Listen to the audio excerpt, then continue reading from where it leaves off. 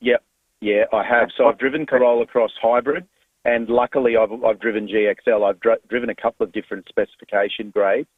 GXL, for me, is always a really smart choice in the Toyota range, whether you're talking about a Corolla or a Land Cruiser or a Kluger, doesn't matter. GXL is always good. I think it's got everything you need. It's got nothing that you don't.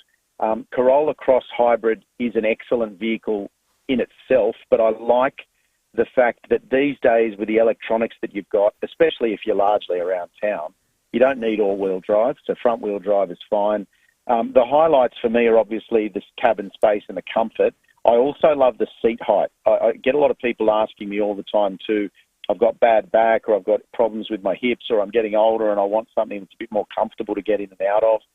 And Corolla Cross is one of those vehicles that absolutely does that without having to go up to the size of the RAV4. So, yeah, really impressed with it. Makes you wonder why it took Toyota so long to get into that segment, because so many other manufacturers have been making headway in that segment, and Toyota were a little late to the party. But typically, as they tend to do when they have come to it, they've brought an excellent vehicle. So, yeah, it's a good thing, mate. Oh, that's good. I've got an order in, but you never can test drive them these days.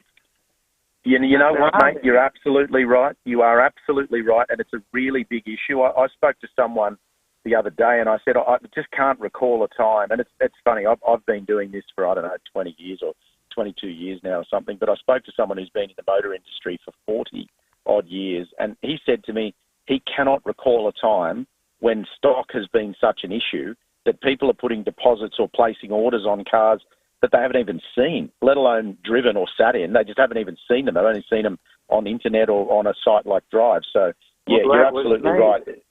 Yeah, absolutely, mate. You're spot on. But rest assured, you're going to have a good vehicle when it does land. Good stuff, Roger. Thanks for calling in. Tom has sent us 3 messages. He said, Ford Ranger is not a car, it is a truck. USA call them trucks, not a car. Yeah, that's fine, mate. I call them trucks. I don't call them cars. I don't call them utes either. I've always called them trucks.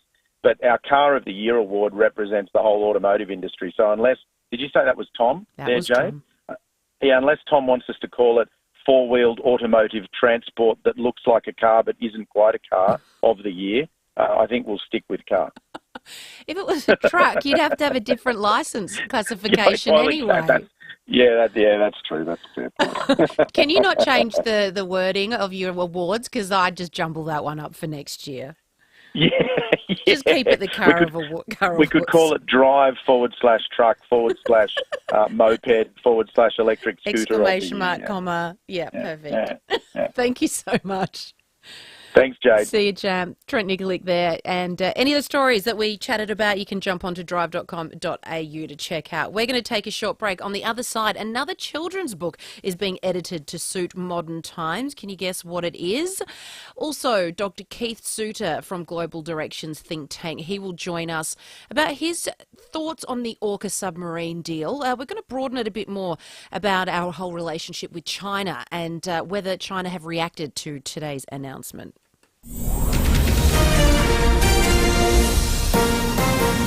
This is Adelaide's FIVEAA. Good afternoon, Mel Usher with news headlines. The Premier will fly to the UK tomorrow in the wake of today's defence announcements.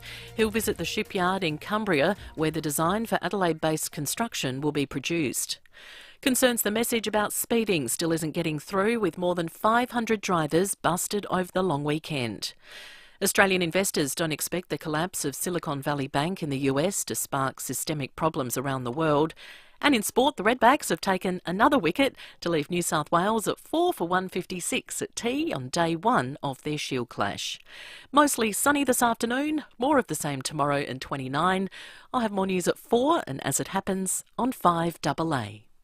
For a unique take on everything happening in SA, join Matthew Abraham each Thursday with David and Will. Women in the Liberal Party believe it should be merit-based. In other words, the best person should get it, and they want to be the best person. I thought, why? Matthew Abraham, Thursday mornings from 7:30. There are a lot of dud men pre-selected by both parties, over and above better women or better men. And sometimes the dumb ones end up being the best politicians. Only on Adelaide's FIVEAA. In a world full of stress and busy days, take some time for yourself with your morning mantra. a daily meditation podcast and potent dose of health and well-being to start your day. 3 minutes of inspiration, focus, and practical tools to set your days up for personal achievement. Each morning, create a life you love with Your Morning Mantra. Search Your Morning Mantra and download for free on Apple, Spotify, or wherever you get your podcasts. Hey, you in the car. If your next service is due, just remember that Mawson Lakes Mazda has your back. We'll take care of you with next day servicing, complimentary loan car, vacuum and wash, and your breakfast or lunch is on us. Your car gets the love too, with our state-of-the-art service centre brimming with top-trained mechanics. At Mawson Lakes Mazda, we'll look after your car and look after you. Mawson Lakes Mazda, just a short drive from the city. Trouble sleeping? A cold? Overweight? The search continues to find a cure for a range of everyday ailments which cause suffering for thousands of Australians. In Adelaide, Fusion Clinical Research is working to find those cures through clinical trials, but volunteers are vital for the trials. Interested? Call 1800 387 466 or go to fusiontrials.com.au for more information. Fusion, working with CMAX to create a healthy future for Australia. You've selected your block, up on the river. Your mind is buzzing with ideas. This is going to be the best river home ever. Raised high, breezes flowing, great times ahead. But first, you need to walk through the Selector Homes display village and let your design ideas flow. Selector Homes have been creating holiday homes for over 25 years, and they are experts in building pole homes. Selector Homes and Building Solutions Display Village, Port Wakefield Road, Burton. Visit selectorhomes.com.au.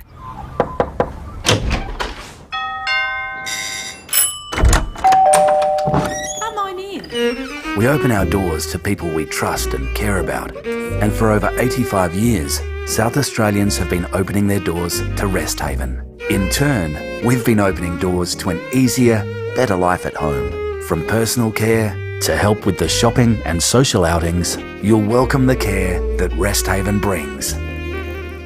Phil Hoffman Travel, Insight Vacations and Trafalgar invite you to explore the best that Britain and Europe have to offer. See the highlights of Spain and Portugal, the country roads of Scandinavia, or discover Britain and Ireland with up to 25% off tours worldwide this year. Uncover a world of new experiences on your next journey with award-winning touring companies Insight Vacations and Trafalgar. Hurry, offer ends 16th of March 2023. Contact Phil Hoffman Travel or visit pht.com.au. T's and C's apply. Jade Robran, talking Adelaide on 1395 5AA.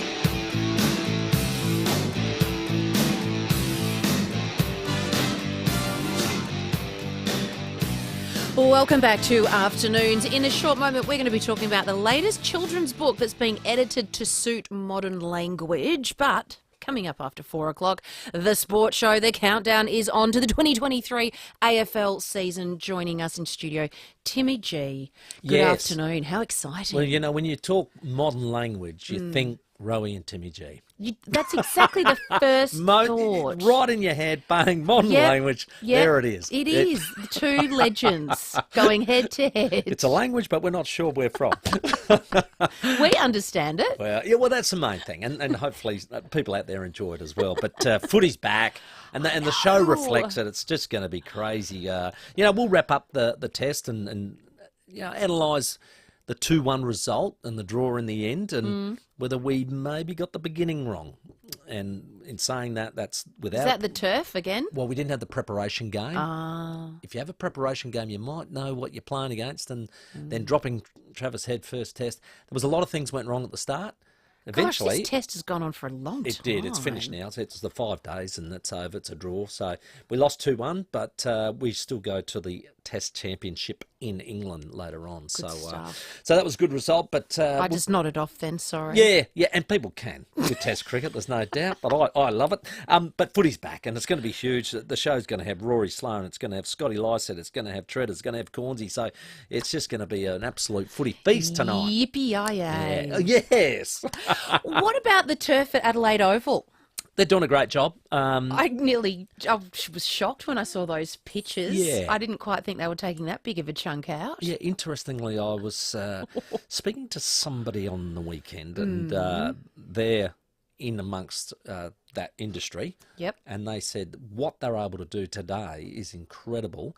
And when they lay that new turf, because they basically take the old turf out, roll the new one in, it'll stitch together, and within a day, no way, they can play, and it doesn't shift. Oh, golly. It is amazing what they're up to these days. It's incredible. So after the Ed Sheeran concert, I was doing Crosses for Sunrise, and we were out the front of the Oval, and it would have been, I don't know, we got there at about 5 a.m, and the lights were on. Yep. And I said to my camo, the lights are on. What's that about? He said, no, they keep the lights on heading into footy season because it stimulates the sun and the grass grows.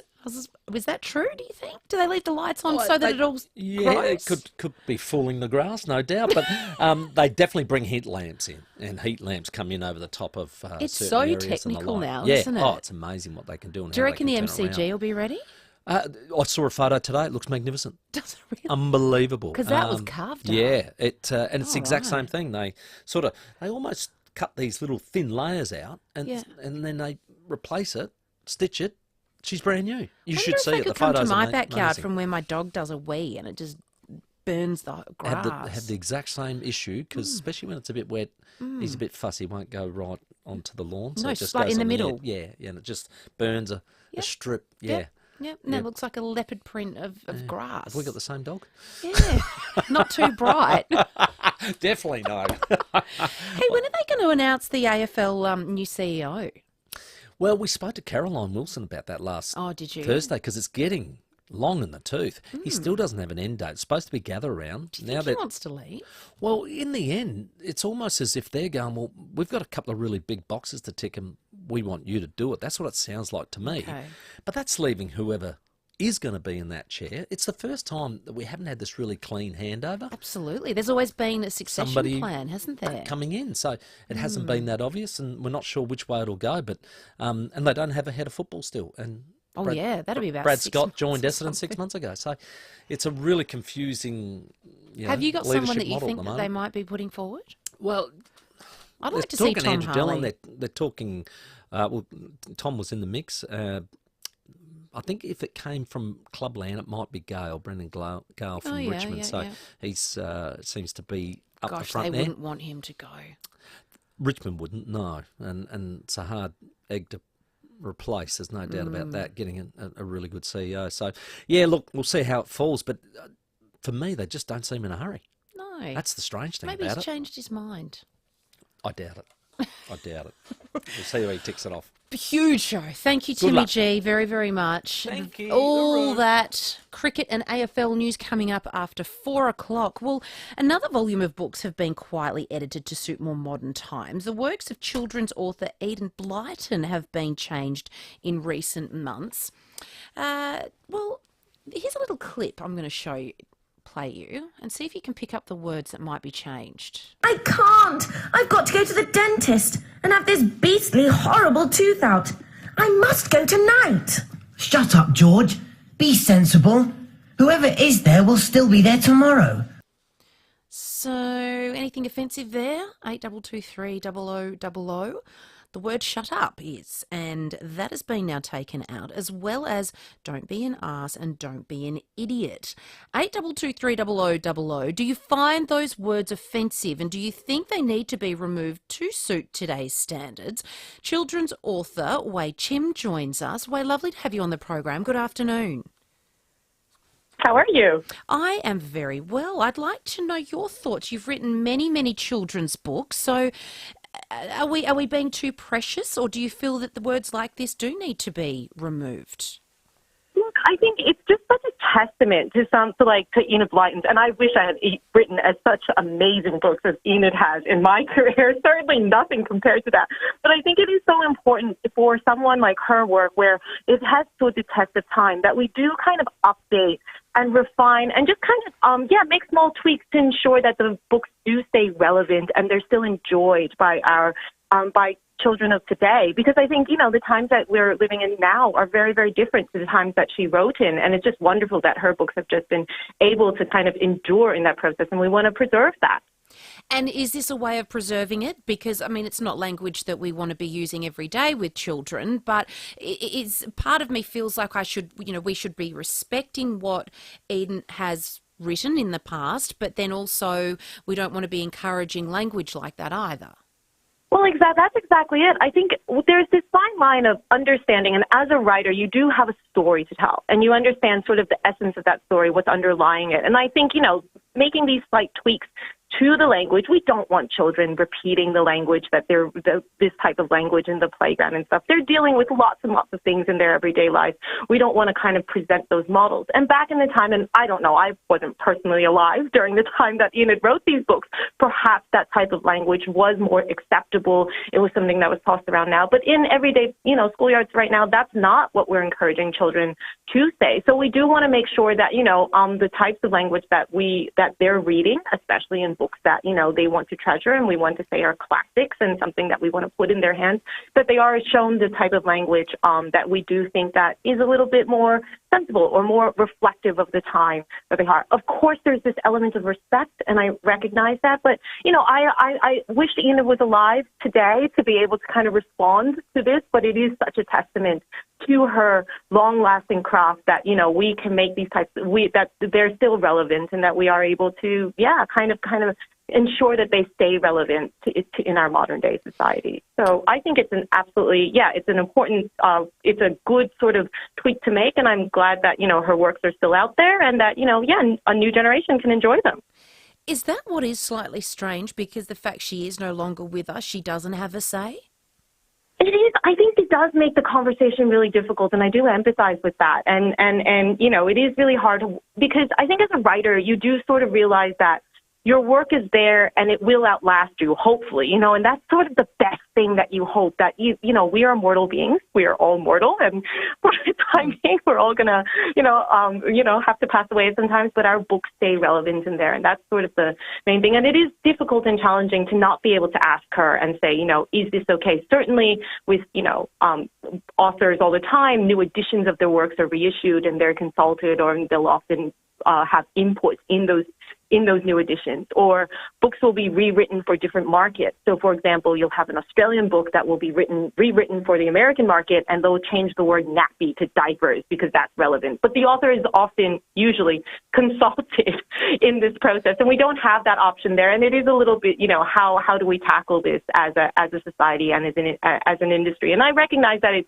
can make the conversation a little bit more unsettling, but I think ultimately this kind of stuff has been done historically, and I think it's more in respect of the work and what do we want to do, what do we want the work to achieve beyond the author's lifetime. Well, Ian Fleming, the author who wrote the James Bond series, we were talking about the fact that some of the wording has been changed in his novels just recently, but he okayed that.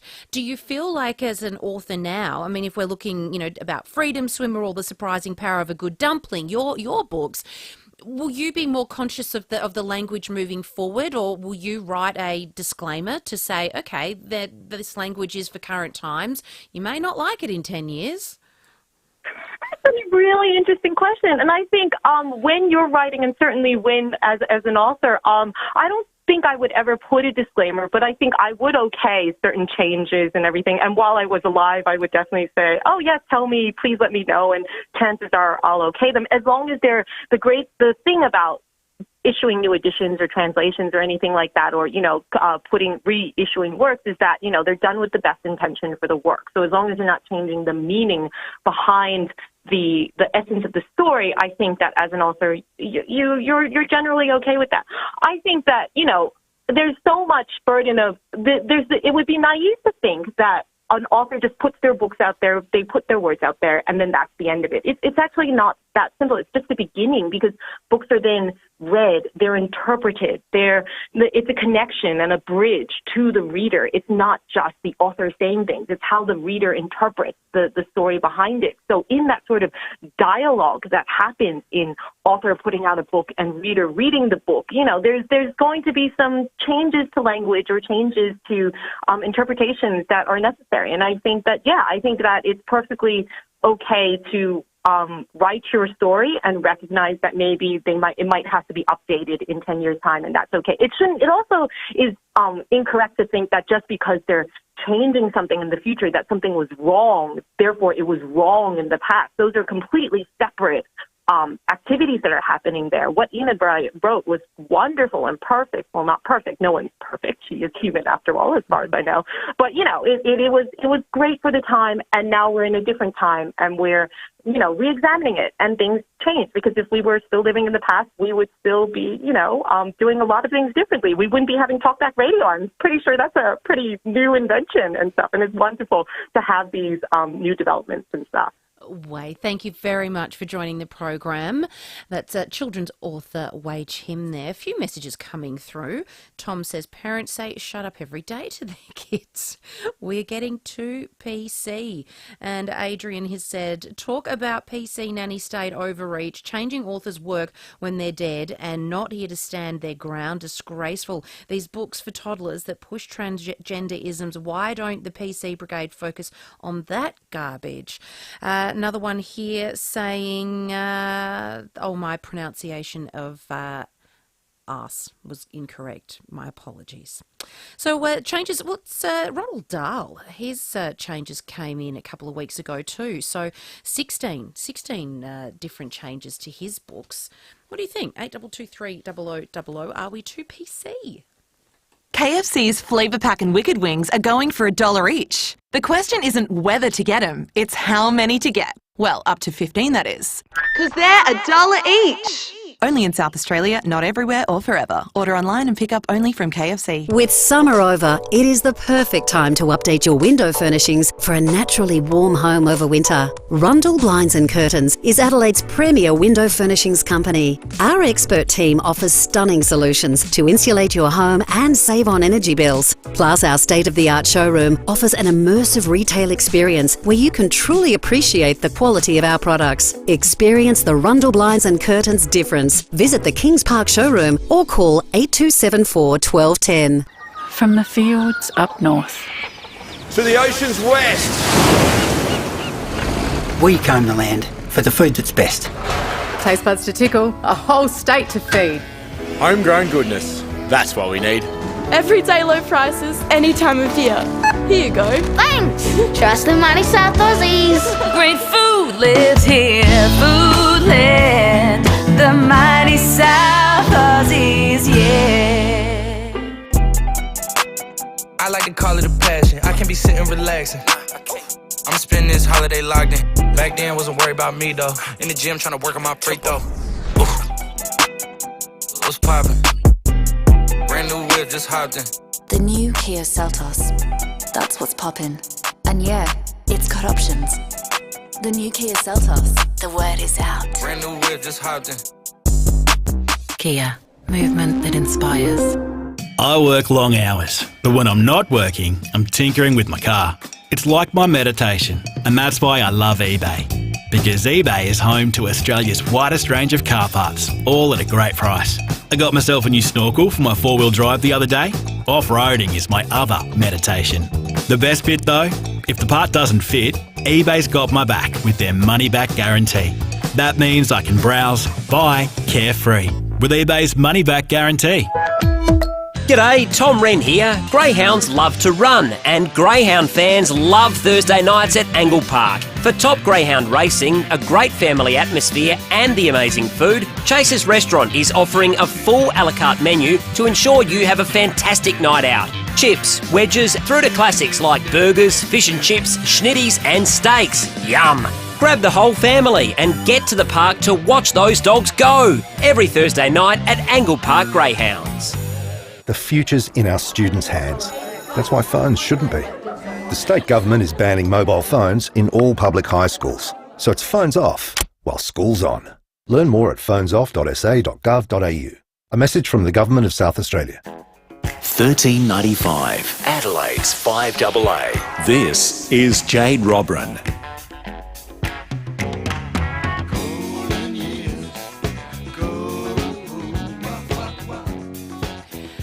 Welcome back to the program. Let's have a chat with Graham, who's called in about our chat just then on editing children's books to make them suit modern times. Graham, what are your thoughts?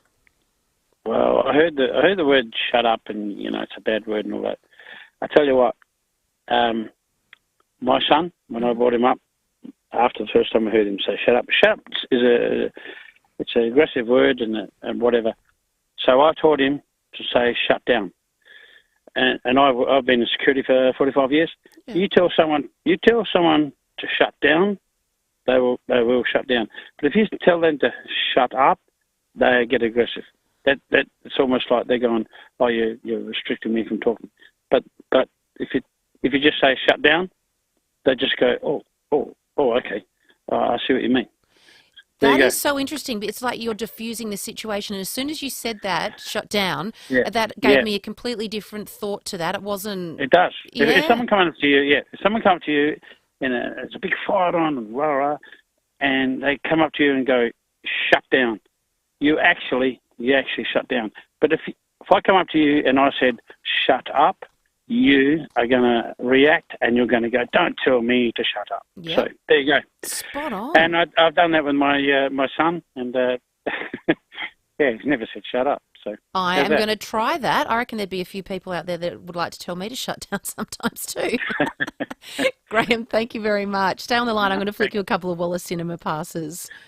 See you later. Yes. Have a good afternoon. Well, you would have heard throughout the news today that Australia has sealed a massive nuclear subs deal alongside the UK and the US. The deal is really crucial to Australia's national and international security strategy for decades to come. Joining us is national and international foreign affairs expert from Global Directions think tank. Dr. Keith Suter joins us. Great to have you on the program. Good afternoon. Good afternoon, Jade. So, look, some security analysts are against us pairing so heavily with the UK and the US with this trilateral deal. What do you make of it?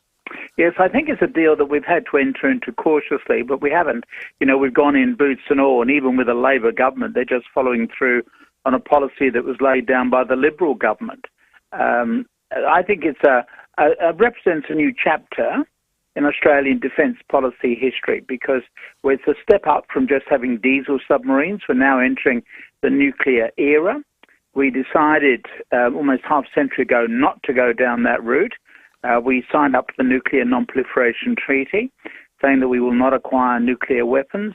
And this is perhaps the beginning of a new chapter, in the sense that, the submarines will not be nuclear armed, but they will be nuclear powered.